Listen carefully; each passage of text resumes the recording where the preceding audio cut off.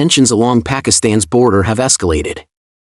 According to Indian media reports, India plans to hold a large-scale military exercise along the India-Pakistan border from the 23rd to the 25th.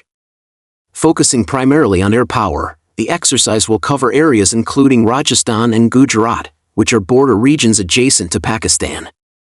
Although India claims this is a routine training exercise, a closer look reveals ulterior motives. India may even be preparing for a new Doolittle 2.0 operation. First, 3 key assets of the Indian Air Force are participating in the exercise: the French Dassault Rafale fighter jets, some of which were shot down by Pakistan's J-10C fighters in previous air battles, the Russian Su-30 MKI fighters, also allegedly shot down in past engagements, and the Mirage 2000 fighters. It can be seen that India's military exercise this time is large in scale and conducted close to the border, with the potential to launch another attack at any moment. Secondly, India's training is highly targeted. In addition to enhancing combat readiness, the Indian military aims to test its own air defense capabilities. Therefore, in addition to deploying main combat aircraft, various air defense support systems of the Indian military will also participate in this combat-oriented exercise.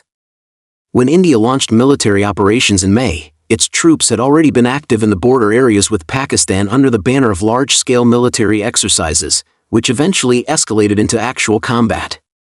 However, the Indian Air Force gained no advantage in the air battles. Despite deploying up to 72 fighter jets, far outnumbering the Pakistani Air Force, Pakistan suffered no losses, while multiple Indian aircraft were shot down, including the so-called Ace Rafale fighters, which crashed in embarrassment.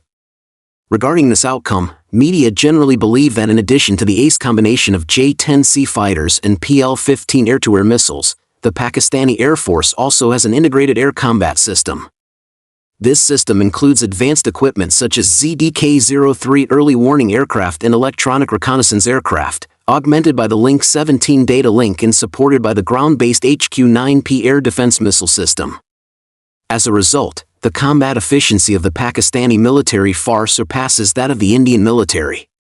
Even when facing the numerical superiority of Indian aircraft groups, the Pakistani military can still take the initiative and defeat the opponent in one fell swoop.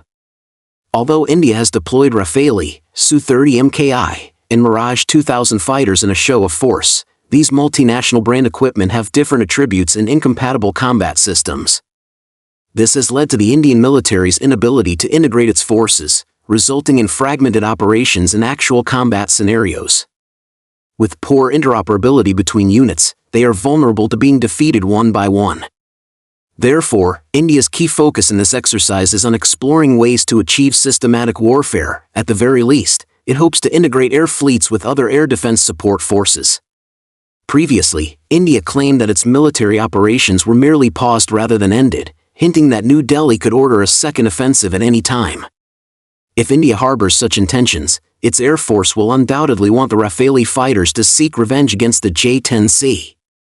After all, India still struggles to accept that the Rafale could lose to the J-10C. A victory for the Rafale would be seen as avenging past humiliation. However, even if India successfully integrates other air defense support forces, the outcome will likely remain unchanged.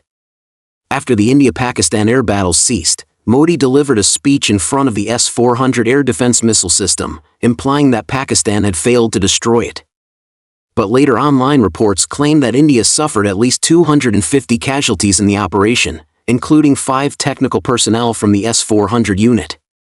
This suggests that India's S-400 air defense system may have developed defensive loopholes during its air support role. Even if the equipment itself was not completely destroyed, its deployment site was likely bombed, leading to the deaths of the technical personnel. Therefore, in my opinion, India's best choice is to remain prudent and stop provoking its neighboring countries at every turn. Although Pakistan defeated India in the air battles, it has maintained a relatively low profile so far, which shows that Pakistan also wants to calm things down and does not wish to escalate the situation. In contrast, India's arrogance and aggressive attitude are puzzling.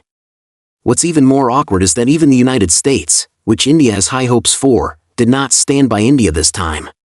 Trump even cited Pakistani data, claiming that 5 Indian fighter jets were shot down. This directly hit India's sore spot and caused internal disputes within India. Given that India has already gotten itself into such a mess, it should stop asking for trouble.